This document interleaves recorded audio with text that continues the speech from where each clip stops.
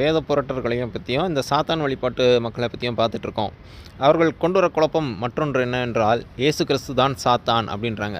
இதற்கு அவங்க என்ன சொல்கிறாங்கன்னா, வேதத்தின் அடிப்படையிலே சொல்கிறாங்க. ஆதியாகமம் 3:1 வந்துட்டு சாத்தான் கற்பத்தின் வடிவில் வரான். வெளிப்படுத்தல் 20:2 அதில் நம்ம என்ன படிக்கிறோன்னா, அந்த பழைய பாம்பாகிய சாத்தான், பிசாஸ் என்றும் சாத்தான் என்றும் அழைக்கப்படக்கூடிய அந்த பழைய பாம்புன்னு பார்க்குறோம். இயேசு கிறிஸ்து என்ன சொல்கிறாருன்னு பார்த்தீங்கன்னா, யோவான் 3ஆம் அதிகாரம் 14-15 வசனங்களில் வந்துட்டு தன்னைத்தான் ஒரு சர்ப்பத்துக்கு ஒப்பிட்டு சொல்கிறாரு.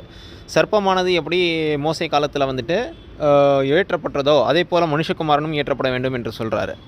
ரெண்டாவது பார்த்தீங்கன்னா, இயேசு கிறிஸ்து வெளிப்படுத்தல் 5:5 படி யூத கோத்திரத்து ராஜசிங்கம், 1 பேதுரு 5:8 படி உங்கள் எதிராளியாகிய சாத்தான் கெர்ச்சிக்கும் சிங்கத்தை போல சுற்றி திரிகிறான்னு வசனம் வருது. மூன்றாவது என்னவென்றால், வெளிப்படுத்தின விசேஷம் 1ஆம் அதிகாரம் 18ஆம் வசனத்தில் என்ன பண்ணுறோன்னா, மரணம் மற்றும் பாதாளத்தின் திறவுகோலை உடையவர் அப்படின்னு இயேசு கிறிஸ்துவை பற்றி படிக்கிறோம்.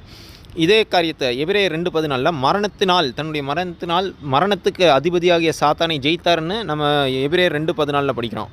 அதே போல் நரகம் சாத்தானுக்கும் அவனுடைய தூதர்களுக்கும் உருவாக்கப்பட்டது அப்படின்னு மத்தேயு 25:41 படிக்கிறோம்.